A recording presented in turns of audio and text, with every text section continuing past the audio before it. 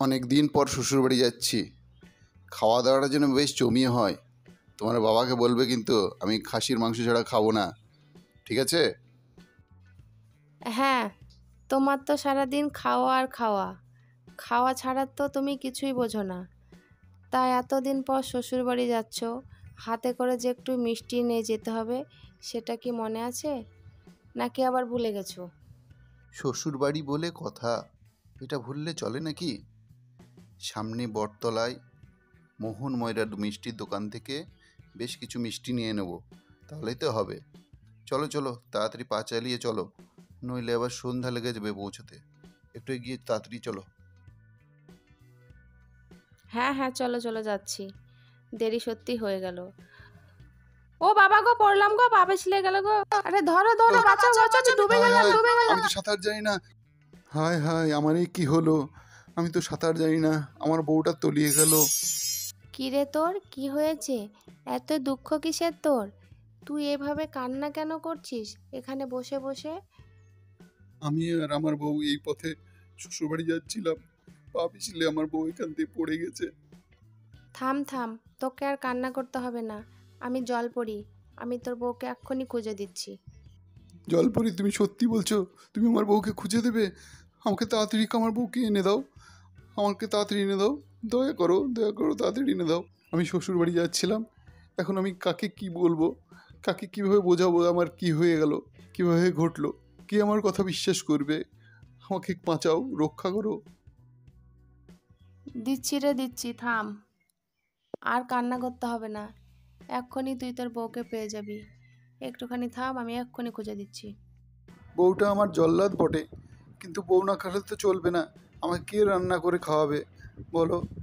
আমাকে বউটা একটু এনে দাও তাড়াতাড়ি, দয়া করো। এই নদীটা খুব খারাপ। এই নদী দিয়ে যে যায়, বেশিরভাগ মানুষই নদীর তলায় তলিয়ে যায়। আর আমি এখানে আছি সবাইকে সাহায্য করার জন্য, তোকেও সাহায্য করব।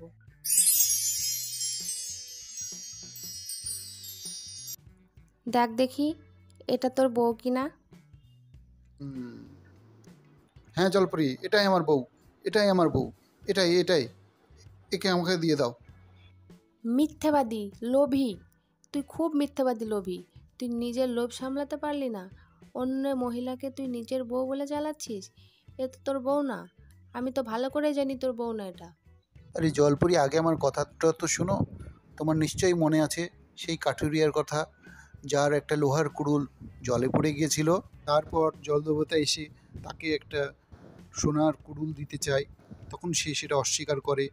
তারপর তাকে রূপোর কুড়ুল দিতে চায়, তখন সে সেটা নিতে অস্বীকার করে। তারপর সর্বশেষে তাকে সেই লোহার কুড়ুলটা দেয়, তখন সে সেটা নিজের বলে দাবি করে। পর জলদেবতা খুশি হয়ে তাকে 3টে কুড়ুলই দিয়ে দিয়েছিল।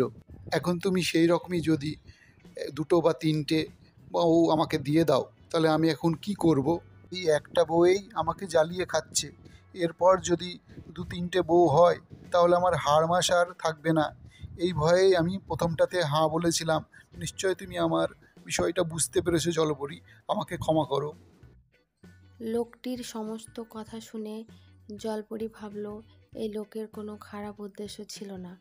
ও সেই গল্পটার তুলনা দিয়েই আমাকে এইসব কথা বলেছে।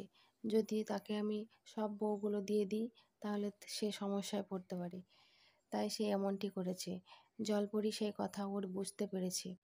এরপর জলপরি লোকটিকে তার আসল বউ ফিরিয়ে দিল। আরে থাম থাম, আর বলতে হবে না, আমি বুঝতে পেরেছি তুই কেন এরকম করেছিস। এই নে তোর বউ, আর যা, শ্বশুরবাড়ি যা।